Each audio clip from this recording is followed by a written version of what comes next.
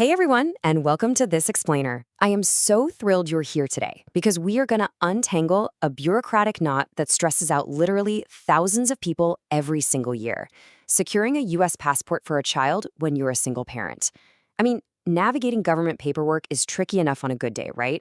But when you throw custody dynamics and strict federal rules into the mix, it can feel completely overwhelming.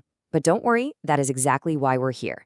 We're going to break down the exact steps you need to take using the official guidelines so you can get that passport in hand and finally get ready for your travels. Look, if you're staring at a massive stack of paperwork right now, looking at a blank application and wondering, how on earth am I going to get this done alone? I completely hear you. The frustration and anxiety around this process, it's incredibly valid. You're not just planning a fun trip. You're essentially trying to prove your family situation to a massive government agency. It feels totally daunting, but I promise there's a clear logic to the whole shebang. Let's start by looking at the foundational rule that makes this process so unique. So, the crucial point is this. Simply being a single parent in your everyday life does not automatically eliminate the two-parent consent requirement for a child under 16. The U.S. government practically operates on a default setting that demands either both parents' consent or rock-solid acceptable evidence showing exactly why the second parent's consent just isn't required. They do this to protect kids, of course, but it means the burden of proof falls entirely on you. Okay, take a deep breath because we're going to get through this together with a super clear roadmap. We'll cover first the basics, second, proving the exception, and finally, crossing the finish line. All right, let's jump right into Section 1, the basics, forms, citizenship, and identity. Well, everything begins with Form DS-11. This is the official application for a U.S. passport. You'll need to fill this out completely and print it single-sided. But listen up. Here are the two golden rules for this form. First, your child, who is under 16, absolutely must appear in person with you when you submit it. You can't just mail it in or drop it off while they're at school. Second, and I literally cannot stress this enough, do not sign it yet. You have to wait until the passport acceptance agent explicitly tells you to sign it right in front of them. Now, what's really interesting here is how one single document can sometimes do double duty for you. For steps 2 and 3, you have to prove the child is a U.S. citizen, and you have to prove you're their parent or legal guardian. For citizenship, an acceptable original document like a U.S. birth certificate, a previous U.S. passport, or a consular report of birth abroad works perfectly. And remember, you gotta bring a photocopy of that citizenship document as well. Now, to prove your relationship, that exact same U.S. birth certificate is a super common example, or you might use an adoption decree or a court order establishing custody. Basically, you need that concrete proof in your hand. Okay, let's dive into Section 2, proving the exception and handling the second parent requirement. Step 4 is essentially the bureaucratic boss battle of this whole process. It's absolutely crucial. The government is essentially asking you a very direct question. Where is the other parent? And you can't just say, oh, they aren't in the picture. No way. You must provide specific certified documentation showing exactly why their consent is legally unnecessary for this passport. And this brilliantly illustrates exactly what you need to bring. Depending on your circumstances, you're going to need one highly specific document. For instance, if a court has granted you sole legal custody or explicitly authorized you to get the passport, you need to bring that certified court order. What if you're the only parent listed on the child's birth certificate or adoption decree? Perfect. Bring that certified document. It's all the proof you need. If the other parent has sadly passed away, a certified death certificate is required. Or if the other parent is legally incompetent, you've got to provide a certified court declaration stating exactly that. Basically, find your specific situation, and that is the exact document you must hunt down. Now, you might be thinking, my situation wasn't on that list. What happens if both parents technically still have custody, but the other parent has completely vanished, and you genuinely just cannot locate them?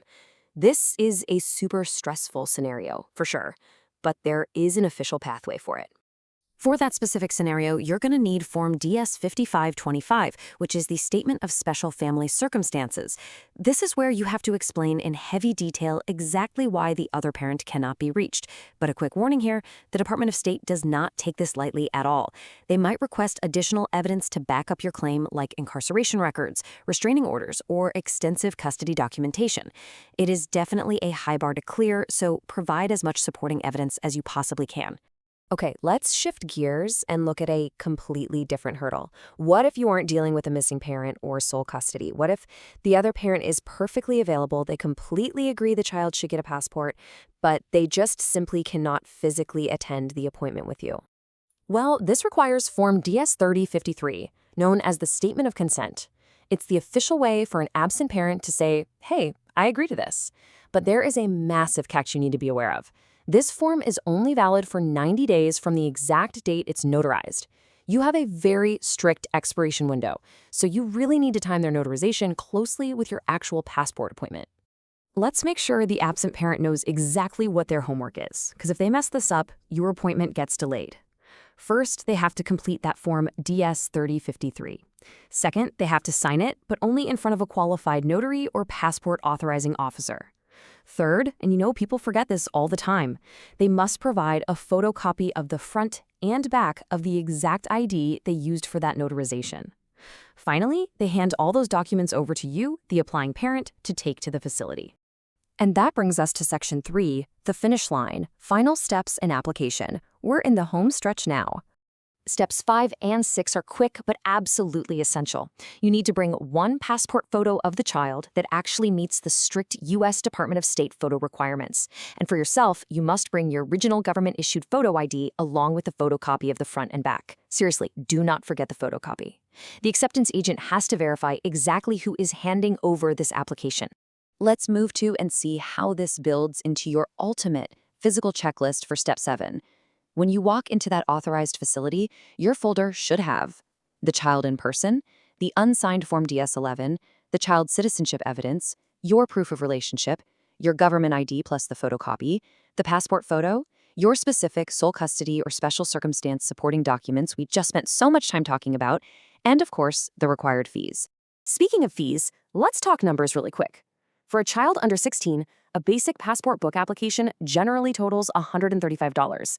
That breaks down into a $100 passport application fee and a $35 acceptance fee. Just keep in mind that other passport types, like a passport card or optional expedited services, are going to change this baseline fee, so always double-check the current rates before you go. All right, here is your final submission victory lap. You step up to the counter, the acceptance agent meticulously reviews all your documents. Once they give you the green light, they'll finally instruct you to sign that DS-11 application. From there, it's totally out of your hands. The application is securely sent to the U.S. Department of State for processing. And then, Step 4, you simply wait for that beautifully approved passport to show up in the mail. It's a little anticlimactic, but deeply, deeply victorious. But before we wrap up, I need to leave you with one absolutely vital number: 5. 5 years.